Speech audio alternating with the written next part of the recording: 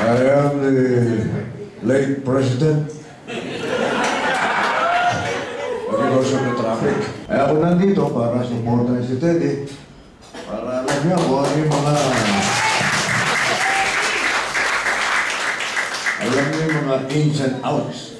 Eh siya mula sa karsada, di ba? Tapos napunta ka sa kongreso. Kaya iwasan mo mga bisyo. Yan ang ibig sabihin. Wala naman akong bisyo.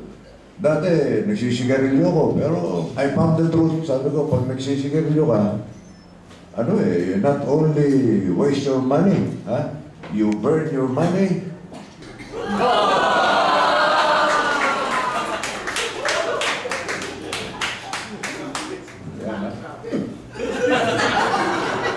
Noong nag-people power, nag-EDSA 2, ikaw alam mo, kinontra mo rin ako. Pero, matagal na kitang pinatawad. Kaya ako, bilib na bilib sa pagkatao mo. Meron kang prinsipyo. Diba? Hindi ko alam, paano ko tatapusin ko eh. Kaya ako po, naparito, itinataya ko po ang aking pangalan upang iluklok sa kanyang dapat pagkalagyan ang isang tunay na public servant sa katauhan ni Teddy Casino.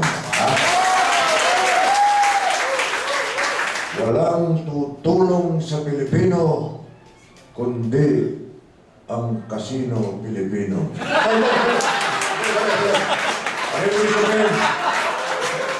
Walang tutulong sa Pilipino kundi si Casino, isang tunay na Pilipino. Teddy! Teddy!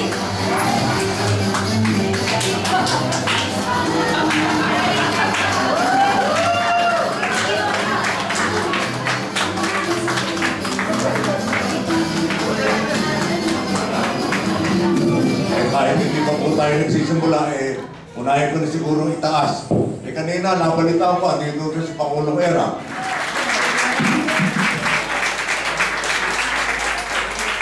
Kaya gusto kong samantalin yung pagkakataong ito, hindi lamang para po kay Teddy, na alam ko naman na tunay na makabayan, kundi para din po sa ating lahat ng mga kababayan, ay nais kong maparating ang aking mga mensahe.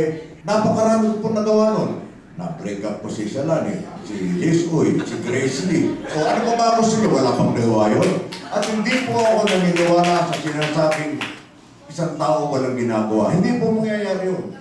Porque bang isang tao ay natutulong, wala na siyang ginagawa? Hindi po. Natutulong. Hindi po ang ginagawa na. Kaya sa isip po yung mga kapatid kong bae. Lalo na si Chris sa lahat. Hindi lang possessive, kadalasan pa possess. Mauubos po ang mga curators, mauubos ang mga grafters, mauubos lahat ng masasamang tao. Lahat po yan mauubos bago maubos ang buo. Maraming salamat po. Mabuhay si Teddy Casino. Ang tunay na nakakatawan sa mga pangkaraniwang tao sa ating lipunan. Mabuhay ka, Teddy. All the best. Iniharap mo na yung mukha ko sa inyo para kay Teddy dahil sa paniniwala ko kay Teddy. Ano, personal ito personal. Hindi ko nga kakilala itong masyado pero kakilala ko yung kanyang pagkatao. Minsan sabon lang kami nagkikita, kakasalubong, kwento ng ibang tao na pinagtitiwalaan ko at pinagpipitaganan ko. Kaya sa salita, bakit ako hindi ako? Teddy Casino, mabuhay ka.